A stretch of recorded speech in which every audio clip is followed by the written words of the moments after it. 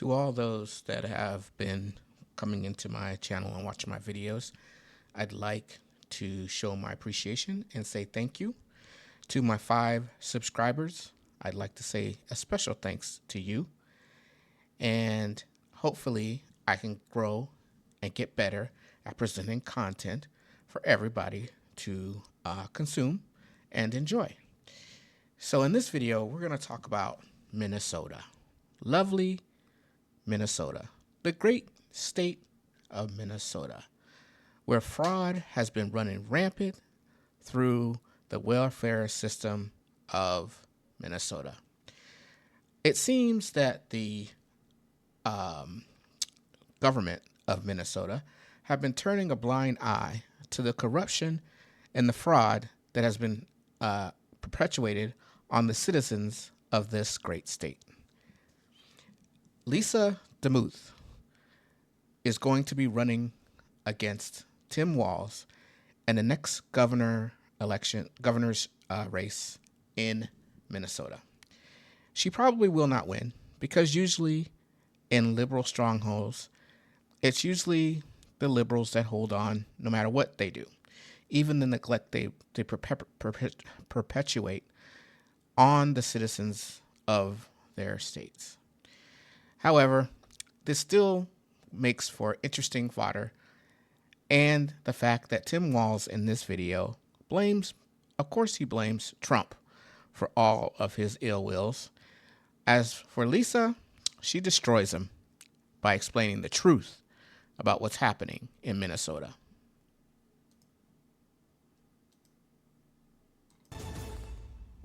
Do you take responsibility for failing to stop this fraud in your state? Well, certainly I take responsibility for putting people in jail. Governors don't get to just talk theoretically. We have to solve problems. And I will note, it's not just Somalis. Minnesota is a generous state. Minnesota is a prosperous state, a well-run state. We're AAA bond rated, but that attracts criminals. Those people are going to jail. So he's saying that because Minnesota is a successful state, is triple bond rating, it's fair game for criminals to attack Minnesota. He doesn't address the fact that they were running rampant in his state through the welfare system and collecting checks. We're doing everything we can, but to demonize an entire community on the actions of a few, it's lazy. Minnesota Governor Tim Walz deflecting on the fraud schemes that prosecutors say led to the theft of more than $1 billion in taxpayer funds. Many of the defendants are members. I want you to put that in your head. 1 billion with a B of fraud. 1 billion with a B. I don't understand why the citizens of Minnesota aren't up in arms about this. I would be on fire. Of the state's Somali community. Let's bring in Minnesota House Speaker Lisa Demuth. She is running against Tim Walz for governor. That election is next year. Lisa, for people who are catching up from the holiday weekend, how would you describe the fraud that was happening in Minnesota? Fraud in Minnesota under the watch of Governor Walz has exploded in his 7 years as governor. There are 28 known scandals of fraud, just over 7 years. And as you heard, Dana, he has said that he takes responsibility for putting people in jail, but he's never apologized to the taxpayers. He's never taken accountability of saying this has happened on his watch, and he's pushed it aside until I, as Speaker of the House, established the Fraud Prevention and Agency Oversight Committee. This legislation. So she had to put in a fraud watch. Tim Walz apparently was holding a blind eye to it and not even worried about it, apparently, just letting people run rampant through their welfare system. Legislative session, and it has finally drawn national attention. Something that has gone on for years, $1 billion or more of fraud under Governor Walz, finally getting national attention. Thank you. Speaking of that national attention, it's not just here on Fox News, but the New York Times wrote about it as well, saying that how fraud swamped Minnesota's social services system on Tim Walz's watch. And this is also a lawyer for one of the defendants saying no one was doing anything about the red flags. It was like someone was stealing money from the cookie jar and they kept refilling it. Lisa, there were whistleblowers who were ignored? that is what we are hearing. And we did put additional whistleblower protection in.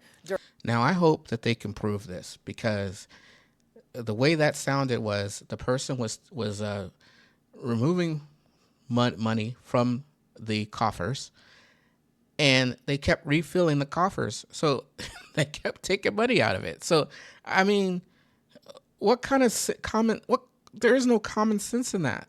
If there's red flags that there was some type of corruption going on and no one was stopping the corruption, then it just makes you think that everybody was involved in this from the top down.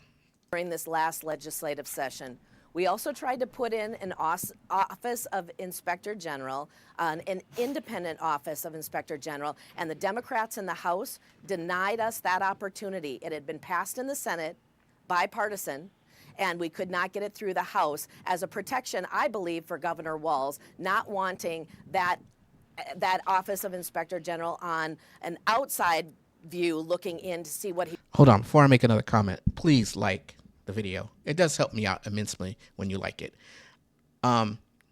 So it looks like the Minnesota Senate passed to put a position in to be an inspector general on these funds that were flowing through, but the House of Minnesota stopped it. So they basically put a stop on it, and she believes that it was to protect Tim Walz. And you know what? I am inclined to believe that's true.